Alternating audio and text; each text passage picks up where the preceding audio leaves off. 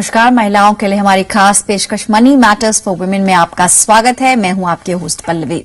Money matters for women एक ऐसा show है जिसमें महिलाओं को खास करके हमारी जो फीमेल व्यूअर्स है उनको ध्यान में रखते हुए ये शो बनाया गया है। आपको इन्वेस्टमेंट से सही और सटीक राय दी जाती है। हमारे आज के एक्सपर्ट जो आपके सवालों के जवाब देंगे और साथ ही हमसे हम इन्वेस्टमेंट एडवाइस भी शेयर करेंगे, बीनू वाघेला हैं जो अपना पैसा.com की चीफ एडिटर। बीनू, बहुत बहुत स्वागत है आपका कार्यक्रम में। तो चलिए सबसे पहले नजर डालते हैं शो में आज क्या खास रहने वाला है। आमतौर पर हम म्यूचुअल फंड्स, इंश्योरेंस सभी पहलुओं पर गौर करते हैं, लेकिन आज जो शो है खास करके यूलिप्स पर हम बातचीत करेंगे कि अगर आप थोड़ा रिस्क ले सकते हैं तो यूलिप्स पे क्या स्ट्रैटेजी आपकी होनी चाहिए। साथ ही LIC के जो ट्रेडिशनल प्लान्स हैं वर्सेज अगर आप 15 साल के लिए PPF खोलते हैं, कहां रिटर्न आपको बेहतर मिलेगा। और साथ ही RBI की लेटेस्ट जो नोटिफिकेशन आई है उस पर भी हम एक्सपर्ट से रिव्यू लेंगे कि माइनर्स के लिए जो बचत खाता अब खुलने की योजना है या फिर जो RBI ने बैंकों को निर्देश दिए हैं उससे किस तरह का असर हो सकता है और आप निवेश अपना बेहतर ढंग से कैसे कर सकते हैं। सबसे पहले हमारी दर्शक हैं शिखा चौबे, उनसे बात करेंगे। नमस्कार शिखा, गुड इवनिंग। बताइए क्या सवाल है आपका एक्सपर्ट से। जी गुड इवनिंग। एक्चुअली 2 साल पहले जी शिखा, आप पूछ सकती हैं। जी 2 साल पहले एक बिरला सन लाइफ विजन का प्लान लिया था। इसमें 29 लाख का जो है वो सम एश्योर्ड है जो 25 साल तक देना है। ठीक है। और उसके बाद उन्होंने बताया था कि हमको 25 साल बाद करीब 1 करोड़ रुपए मिलेंगे, यानी 10,000 रुपए प्रति माह जो आपका प्रीमियम है वो आपको जैसे साल का जो 12,000 कुछ हिसाब से बनेगा, 20,000 साल का देते हैं। बिल्कुल सही। आप 25 साल तक आपको ये देना होगा। प्रीमियम टर्म आपकी 25 साल है। जी हाँ, 25 साल है। ठीक है। और उसमें उन्होंने बताया था कि 25 साल बाद 1 करोड़ हो जाएंगे। ठीक है। कुछ इलस्ट्रेशन भी आपको मिला होगा जो डॉक्यूमेंट्स के साथ आता है, उसमें आपने चेक किया है रिटर्न में कहीं लिखा हुआ है 1 करोड़ मिलेंगे? हाँ, उसमें उन्होंने एक प्रिंट किया हुआ पेपर साथ में दिया था।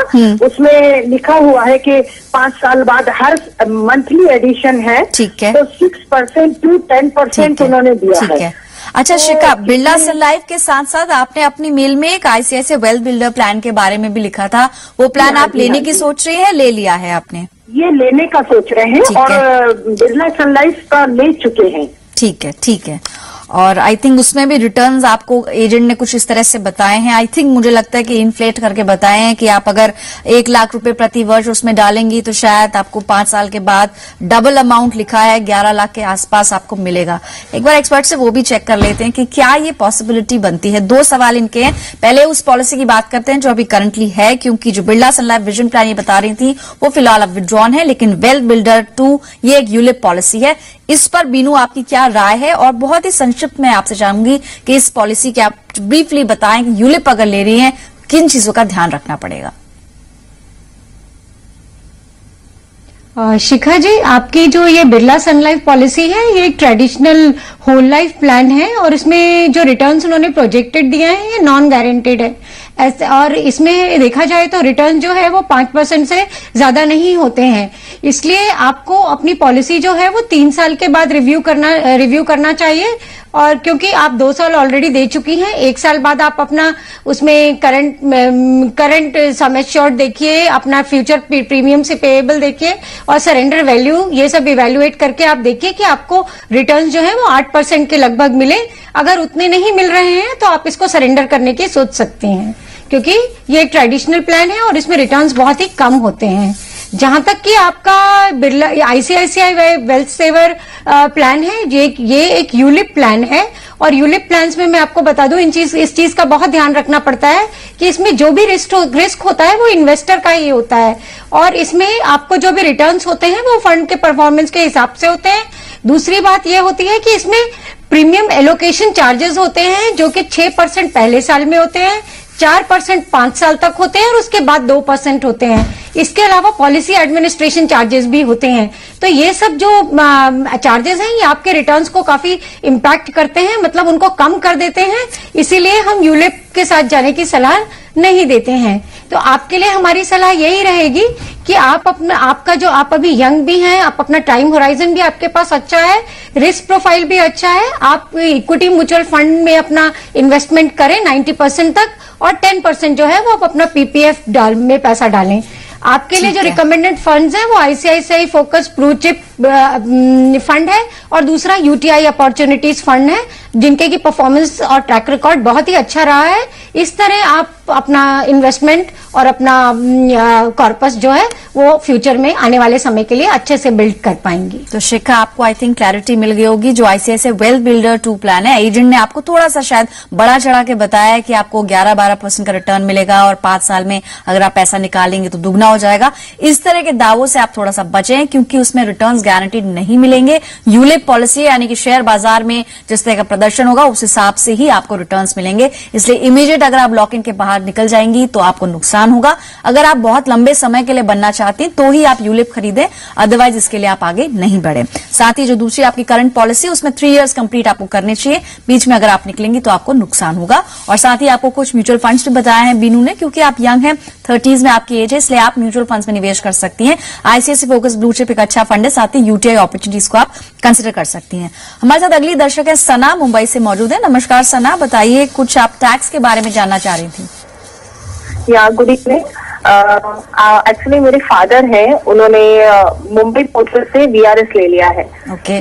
जिसके बाद उनको 55 लाख मिला है। उसमें से 10 लाख उन्होंने हम चारों बच्चों में बांट दिया है। ठीक है। उस 10 लाख को आई वाज थिंकिंग कि मैं उसको फिक्स डिपॉजिट में इन्वेस्ट कर दूं। ओके। तो मुझे जानना था कि क्या वो 10 लाख पे मुझे, मतलब मेरे फादर ने भी ऑब्वियसली इस पे टैक्स पे किया है, ठीक है। तो क्या मुझे उस 10 लाख पे टैक्स पे करना पड़ेगा? एंड क्या वो जो इंटरेस्ट आएगा फिक्स डिपॉजिट से उस पर भी मुझे टैक्स पे करना एक चीज पड़ेगा? सना मुझे आप बताइए, आप अभी वर्किंग हैं और अगर आप नौकरी कर रही हैं तो आप किस टैक्स स्लैब के अंदर आती हैं? नहीं, आई एम नॉट वर्किंग, मैं ठीक काम है। नहीं कर रही हूँ अभी ठीक है, फिलहाल। All right. बीनू, इनका बहुत ही संक्षिप्त सवाल है। इन्होंने पूछा जो अमाउंट इनको मिला है वो टैक्सेबल नहीं होगा, क्योंकि हम जानते हैं एक तरह का गिफ्ट माना जाएगा क्योंकि रिलेटिव से मिला है। लेकिन अगर ये रकम एफडी में लगा देंगी फिर टैक्सेबिलिटी कैसे कैलकुलेट हो रही है वो आप जरा सना को बताइए। सना, ये कोई भी गिफ्ट आप जो 50,000 से कम अमाउंट का रिसीव करती हैं वो एग्जेम्प्ट होता है, लेकिन 50,000 से ऊपर का कोई भी गिफ्ट जो है उस पे टैक्स लगता है। लेकिन आप अगर किसी क्लोज रिलेटिव, जैसे कि आपके केस में आपने अपने फादर से 10 लाख रुपए इनहेरिट किए हैं, तो उस पे वो आपकी इनकम में ऐड नहीं होंगे। लेकिन अगर आप उसको एफडी या किसी और भी इंस्ट्रूमेंट में इन्वेस्ट करेंगी तो आपको उस पे उस प्रोडक्ट उस इन्वेस्टमेंट एवेन्यू के हिसाब से टैक्स देना पड़ेगा, जो भी आप टैक्स स्लैब में आती हो। जैसे कि आप नॉन वर्किंग हैं तो उसके हिसाब से आपको एक फॉर्म भरना पड़ेगा बैंक के साथ, और वो आपको उस हिसाब से आपका टैक्स लेंगे या उस पर टैक्स चार्ज नहीं करेंगे। ये देखने वाली बात होगी फिक्स डिपॉजिट्स के केस में। चलिए ठीक है, तो आप जहां से जाना चाह रही थी, एफडी में अगर आप डालेंगे 15G फॉर्म है वो आप जमा कर सकते हैं, क्योंकि जैसे आपने बताया आपकी कोई फिलहाल आय नहीं है, काम नहीं कर रही है, तो 15G फॉर्म दिखा के आप टीडीएस एटलीस्ट आपका नहीं कटेगा। फिलहाल एक ब्रेक के लिए रुक रहे हैं, बीनू से बातचीत हमारी जारी है, लेकिन ब्रेक के बाद जब हम लौटेंगे बातचीत करेंगे माइनर अकाउंट की, यानी कि बच्चे भी अब अपना खुद का खाता खोल सकते हैं। कैसे बचत की आदत बताएं ये हम जानेंगे बीनू से, जल्द लौटते हैं।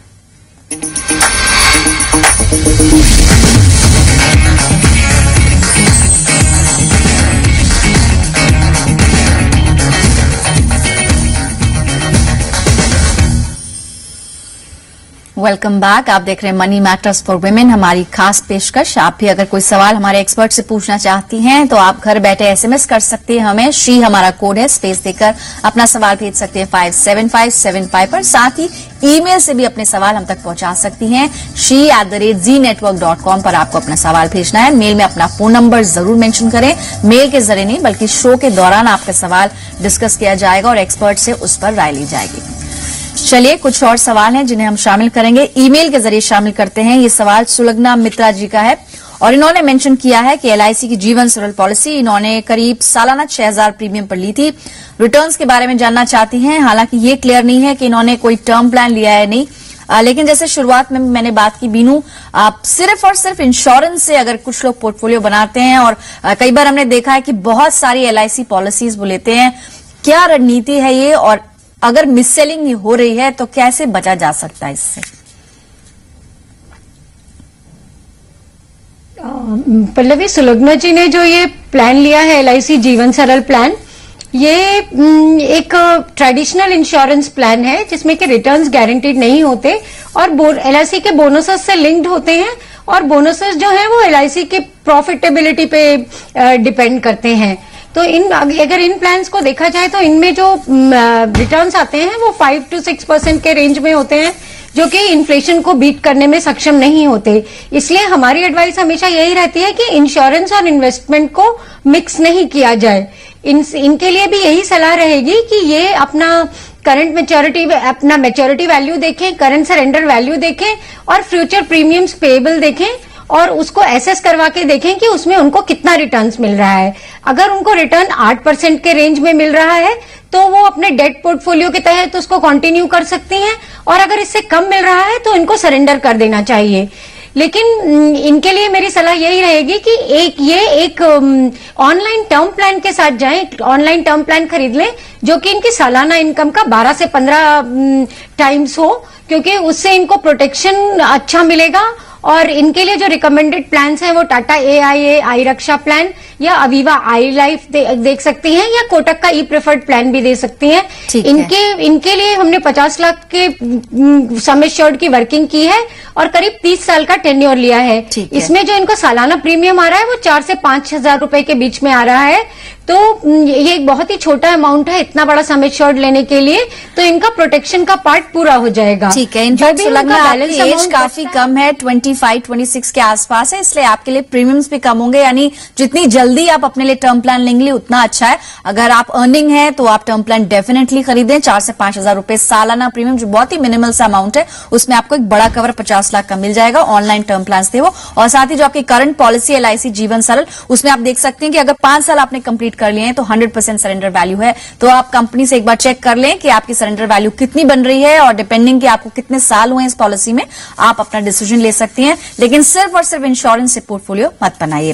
प्रीति है अगली दर्शक हमारे साथ पुणे से मौजूद है। नमस्कार प्रीति, बताइए क्या सवाल है एक्सपर्ट से। हाँ नमस्कार। हाँ नमस्कार प्रीति, बताइए। मेरा सवाल ये था कि मैंने जीवन आनंद पॉलिसी ली थी 2010 में। ठीक है। जिसके लिए मैं एनुअल प्रीमियम 27,000 भरती हूँ। ठीक है। तो 4 साल ऑलरेडी मैंने भर लिया है। तो इस पे ये मैंने शादी के पहले लिया था।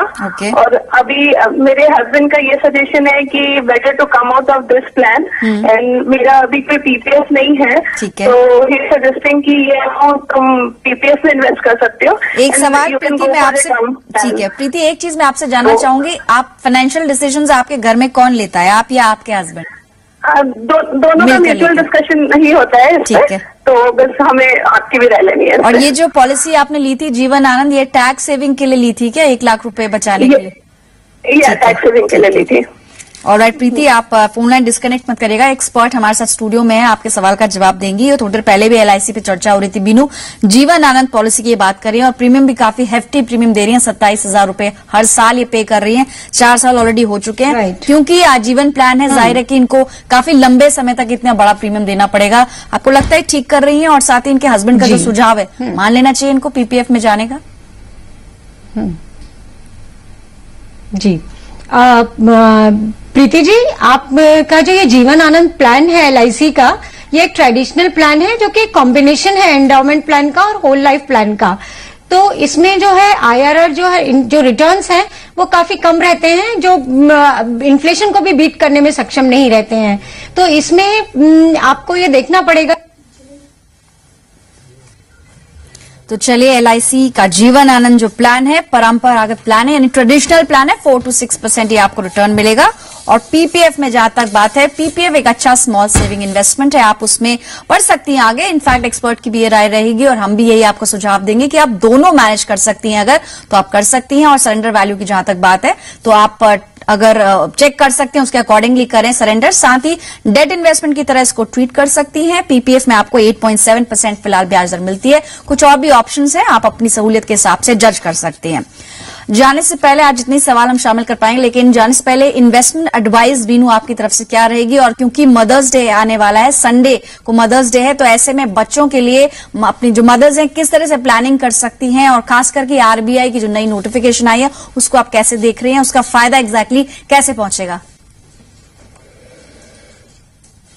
पल्लवी, मदर्स डे आ रहा है। ये मदर्स के लिए एक्चुअली एक डे है, लेकिन मदर्स जैसा कि हमेशा अपने बच्चों के बारे में ही सोचती रहती हैं, वो कोई भी एज ग्रुप में मदर होने दीजिए।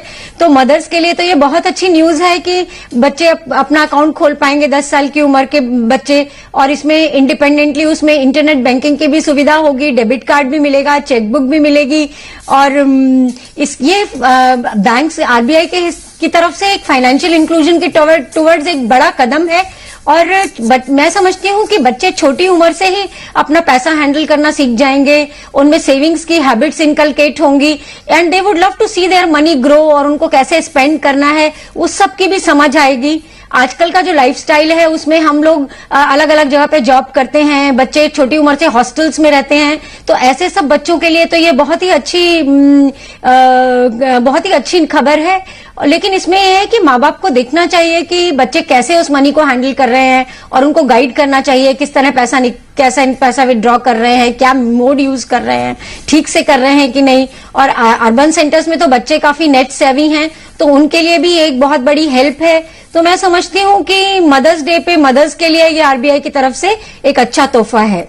तो चलिए, जो 10 साल से बड़े बच्चे को भी एक फ्रीडम दी गई है कि वो एक मिनिमम और मैक्सिमम अमाउंट जो है इस अकाउंट में बच्चों के लिए यहीं पर समाप्त करना होगा। लेकिन जैसे कि बीनू एक्सपर्ट ने भी बताया, आप 10 साल से ऊपर के जो बच्चे हैं वो अब अपना खाता खोल पाएंगे, और साथ ही माइनर्स के लिए पीपीएफ खाते की ऑलरेडी सुविधा है, वो भी आप चाहें तो अपने बच्चों के लिए खोल सकती हैं। ये आज की इन्वेस्टमेंट एडवाइस रही, और मनी मैटर्स फॉर वुमेन से बीनू, आपका बहुत बहुत शुक्रिया जी बिजनेस को अपना कीमती समय देने के लिए। तो चलिए, अगर आपको भी कोई सवाल भेजना है, हमारे एक्सपर्ट से कुछ आप राय लेना चाहती हैं या सुझाव देना चाहते हैं, शो को कैसे हम बेहतर बना सकते हैं, ईमेल आईडी नोट करें shri@znetwork.com। साथ ही एसएमएस भी कर सकते हैं, घर बैठे श्री लिखकर हमें आप अपना सवाल 57575 भेज सकते हैं। ईमेल सवाल भेज रही हैं, फोन नंबर जरूर मेंशन करें। तो मनी मैटर्स फॉर वुमेन को से दीजिए इजाजत। नमस्कार।